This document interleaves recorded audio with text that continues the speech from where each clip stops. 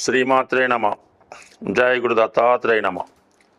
ఈ వీడియోలో మనం మిథున రాశిలోకి మారబోతున్న గురుగ్రహ ప్రభావం వివిధ రాశుల మీద ఏ విధంగా ఉండబోతుంది అని పరిశీలించినప్పుడు, ఏదైనా ఒక శుభగ్రహమే, అది మంచి చేసినా చెడు చేసినా జాతకుడికి చివరికి ఆనందాన్ని సంతోషాన్ని మిగిలిస్తూ ఉంటుంది. ఏదన్నా ఒక శుభకార్యం జరగాలన్నా, గృహంలో సంతాన సంఖ్య పెరగాలన్నా, అలాగే ఒక వివాహం జరగాలన్నా కంపల్సరిగా గురుబలం తప్పనిసరిగా ఉండవలసి ఉంటుంది. నాడీ శాస్త్ర ప్రకారం గురువు జీవకారకుడు. గురువు ఏ రాశిలో ఉంటే ఆ కారకత్వాలు జాతకుడికి అనుకూలంగా రావడం జరుగుతూ ఉంటుంది. మరి ఏ గ్రహంతో కలిస్తే ఆ గ్రహం యొక్క ఫలితాలు జాతకుడికి అనుకూలంగా రావడం జరుగుతూ ఉంటుంది. సుమారుగా గురుగ్రహం శుక్రగ్రహంతో కలిసినప్పుడు, అది స్త్రీ జాతకం అయితే ఆమె చాలా అందంగా, సౌందర్యంగా, మంచి లక్షణాలు కలిగి ఉండడం జరుగుతూ ఉంటుంది. అదే మగవాడి జాతకంలో గురువు శుక్రునితో కలిసినప్పుడు చాలా అందమైనటువంటి మంచి లక్షణాలు కలిగి ఉన్నటువంటి, ఆర్థిక పరంగా మంచి కుటుంబం నుంచి భార్య రావడం జరుగుతూ ఉంటుంది. అలాగే గురు శని గ్రహంతో కలిసి ఉన్నప్పుడు అది ఎవరి జాతకమైనా, స్త్రీ జాతకమైనా పురుష జాతకమైనా కంపల్సరిగా జాతకుడు ఏదైనా ఒక మంచి వృత్తిలో స్థిరపడతాడు. అంటే చిన్న స్థాయిలో ఉద్యోగంలో ప్రవేశించి అంచెలంచెలుగా వెతకడం జరుగుతుంటుంది. అంటే మీ జాతక చక్రంలో గురువు శని కలిసి ఉంటే అది ఒక భాగ్య రాజ్యాధిపతి యోగం ఏర్పడి వృత్తిలో, అటు బ్యాంకింగ్లో కానీ, అటు ఉపాధ్యాయ వృత్తిలో కానీ, ఆధ్యాత్మికత కలిగినటువంటి వృత్తుల్లో ఉండే అవకాశం ఉంటుంది. బట్ కాలానుగుణంగా వృత్తులు మారినప్పుడు కూడా మంచి మేధావి వర్గానికి చెందిన వృత్తిలో ఉండడం జరుగుతూ ఉంటుంది. మరి ప్రస్తుతం ఈ గురువు మిథున రాశిలోకి ప్రవేశిస్తున్నాడు. అంటే మిథునం అన్నది ఒక విధంగా చాలా ఎడ్యుకేటెడ్ సంబంధించింది, వ్యాపారానికి సంబంధించింది, విదేశ ప్రయాణానికి సంబంధించింది, కమ్యూనికేషన్ సంబంధించింది. ఈ రాశిలోకి గురుగ్రహం ప్రవేశించడం వల్ల ఆటోమేటిక్గా జాతకుడికి కొత్త కొత్త ఆలోచనలు వస్తుంటాయి, కొత్త వ్యాపార అవకాశాలు వస్తుంటాయి, విద్యా విషయాల్లో కొత్త విషయాలు తెలుసుకోవడం కూడా జరుగుతూ ఉంటుంది. సరే, ఈ రాశిలో ఉన్నటువంటి నక్షత్రాలు పరిశీలించినప్పుడు మిథున రాశిలో ముందుగా గురువు కుజగ్రహ నక్షత్రం అయినటువంటి మృగశిరలో ప్రవేశిస్తాడు.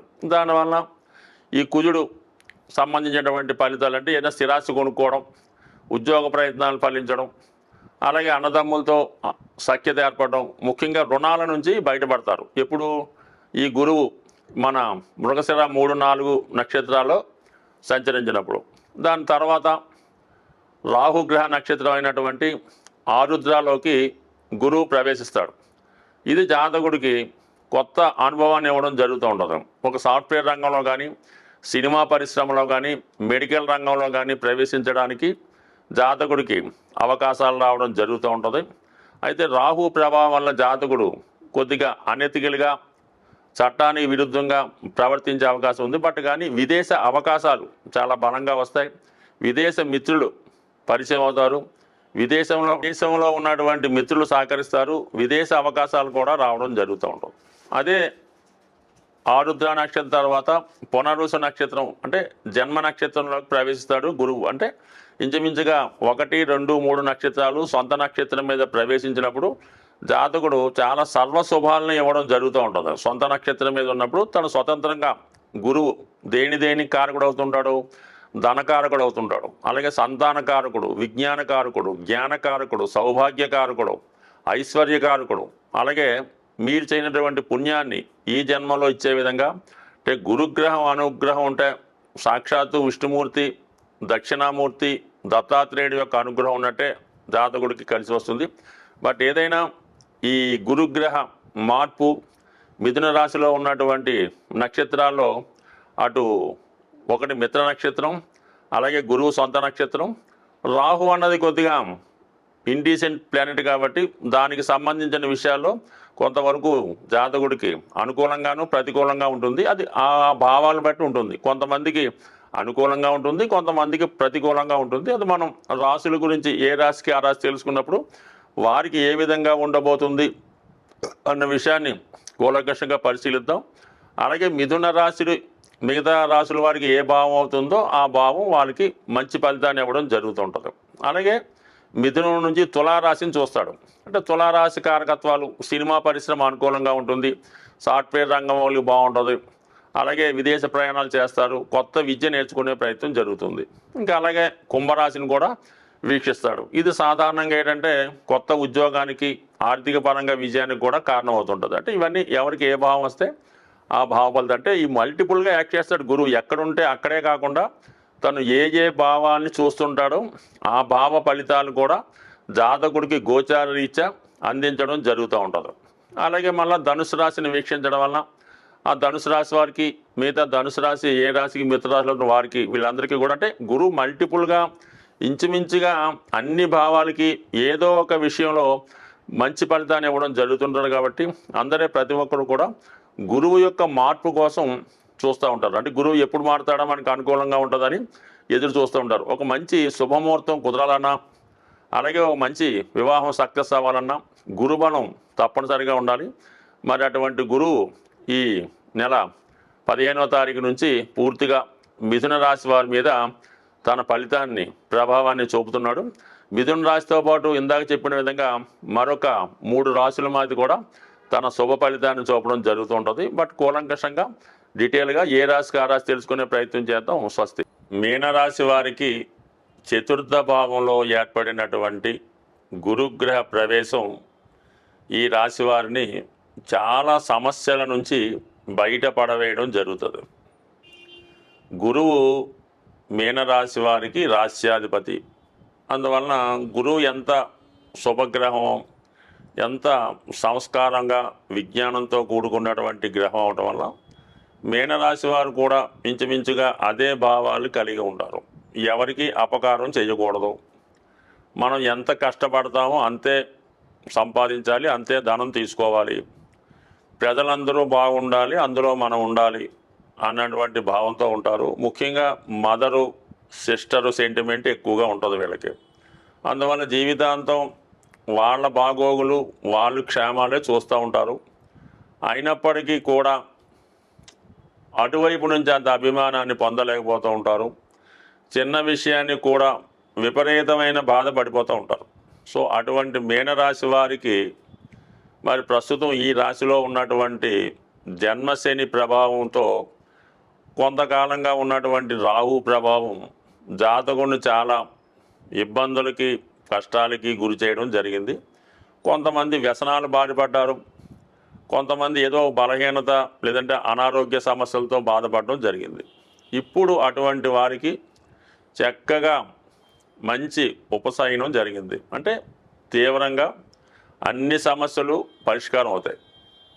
గురువు చతుర్థంలో ఉన్నాడంటే ఒక విధంగా అటు చతుర్థ భావం అంటే సుఖస్థానం, తల్లిగారితో ఉన్నటువంటి సమస్యలు పరిహారం అవుతాయి, విద్యార్థులకి విద్య కంటిన్యూ అవుతుంది, వాహన సౌఖ్యం కలుగుతుంది, సొంత గృహం ఏర్పడుతుంది, మంచి విద్య, గృహంలో వాతావరణం చాలా ఆహ్లాదకరంగా ఉంటుంది, ఏదో ఒక పవిత్ర దేవాలయంకి వెళ్ళినట్టు అనిపిస్తూ ఉంటుంది.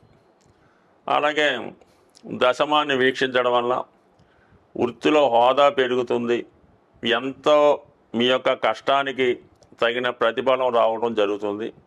ఒక మంచి గైడు లాంటి వ్యక్తి మీకు తారసపడి మీ ఉద్యోగ అభివృద్ధికి మీరు ఏ విధంగా పని చేసుకోవాలి, ఏ విధంగా నడుచుకోవాలి ఇవన్నీ కూడా దగ్గరుండి మీకు నేర్పుతూ మీ యొక్క అభివృద్ధికి కారణం అవుతుంది.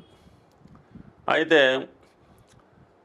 రాశిని అంటే మీనరాశిని కూడా వీక్షిస్తాడు గురువు. ఎందుకంటే మనకి జెమిని సూత్రాల ద్వారా ఈ కార్నర్ రాశుల్లో అంటే ఉన్నటువంటి గ్రహాలు 4 భావాల్ని వీక్షిస్తాయి. అంటే మిథునంలో ఉన్నటువంటి గురువు ధనుస్సు, మీనం, కన్య వీక్షిస్తాడు. అందువల్ల గురువు యొక్క దృష్టి మీనరాశి మీద పడటం వల్ల గతంలో జాతకుడికి అలవాటైనటువంటి బలహీనతల నుంచి బయటపడడం జరుగుతుంది. అనారోగ్య సమస్యల నుంచి బయటపడతాడు. ముఖ్యంగా తన యొక్క ఆలోచన విధానం మారుతుంది, బుద్ధి వికసిస్తుంది, దైవ మార్గం అంటే పూర్వం ఎలాగైతే రోజు పూజ చేసుకొని ఏదైనా దేవాలయంకి వెళ్ళి పవిత్రంగా ఉండేవాడో అటువంటి విధంగా మళ్ళా జాతకుడు నడవడికలో మార్పు, వేషధారణలో మార్పు కంపల్సరిగా దైవం ఉట్టిపడేలాగా కనబడడం జరుగుతూ ఉంటుంది. ఇక 4, 8, 12 అంటే ఇవి మోక్ష త్రికోణాలు అవటం వల్ల ఎవరైతే జీవితంలో బాధ్యతలన్నీ పూర్తి చేసుకొని విశ్రాంతి తీసుకొని ఉన్నారో అటువంటి వారు ఏదైనా ఒక ఆధ్యాత్మిక గ్రంథాలు పఠించడం, ఏదైనా ఒక ప్రశాంతమైనటువంటి వాతావరణం కలిగినటువంటి గృహంలో నివసించాలనే ఆశయంతో ఏదైనా ఒక పుణ్యక్షేత్రంలో కానీ ఆధ్యాత్మిక కేంద్రంలో కానీ ఒక గృహం, ఒక పాఠశాల, ఒక విధమైనటువంటి గృహం కానీ పర్ణశాల లాంటిది ఏదైనా ఏర్పాటు చేసుకొని అందులో చిన్నగా జీవితం గడపడానికి కారణమవుతూ ఉంటుంది. అదే విద్యార్థులైతే మీరు ఏదైనా ఒక ఆశ్రమ పాఠశాలలో మంచి గురుకులంలో చేరి మీ విద్య అభ్యసించడానికి కూడా ఈ గ్రహం కారణం అవడం జరుగుతూ ఉంటుంది. అంటే మొత్తం మీద ఈ గురువు మీనరాశి వారికి సంపూర్ణంగా వారి యొక్క బాధలు, కష్టాలు, రోగాల నుంచి బయటపడవేసి అన్ని విధాల ఒక ఉత్తమ వ్యక్తిగా మార్చడానికి ఈ గురువు మీకు సహకరించే అవకాశం ఉంది. స్వస్తి.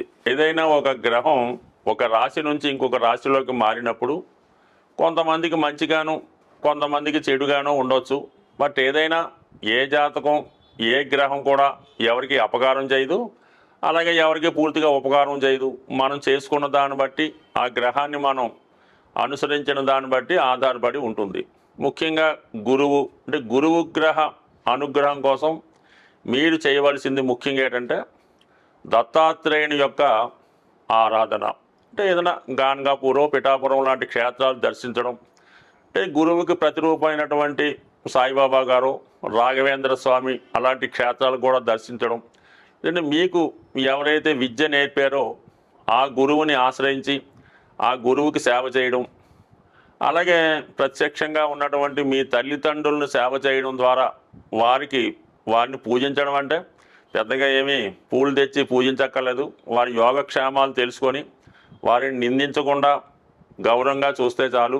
ఈ విధంగా మీరు తల్లిదండ్రుల్ని, విద్య నేర్పిన గురువుని, ఆ దత్తాత్రేయుల వారిని పూజించడం వల్ల గురుగ్రహ అనుగ్రహం సంపూర్ణంగా రావడం జరుగుతుంది. అలాగే మీరు ఈ త్రిమూర్తి స్వరూపమైనటువంటి దత్తాత్రేయుడు కుదరదు అన్నప్పుడు డైరెక్ట్గా విష్ణుమూర్తి, వెంకటేశ్వర స్వామి, శివుడు, అలాగే దక్షిణామూర్తి ఈ విధంగా పూజించడం వల్ల కూడా మీకు కంపల్సరీగా గురుగ్రహ అనుగ్రహం లభిస్తుంది. వీటన్నిటికన్నా సూక్ష్మంగా మనం ఈ రెమెడీస్ చేసిన వెంటనే ఫలితం రావాలి అనుకున్న వాళ్ళు గోసేవ. మీరు ఏదన్నా గోశాలకు వెళ్ళి గోవుని దర్శించి, అంటే గోవుకి సేవ చేయాలి.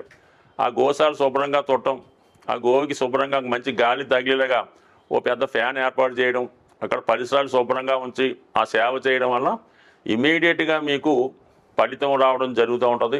ఆ విధంగా చేయినా పర్వాలేదు. ఏదన్నా మరి ఒక దేవాలయాన్ని చాలా శుభ్రంగా పరిశుభ్రంగా తుడిసి, సీపుడితో తుడిసి, కల్లాపు జల్లి ఆ దేవాలయంలో సేవ చేసిన మీకు గురుగ్రహ అనుగ్రహం సంపూర్ణంగా లభిస్తుంది.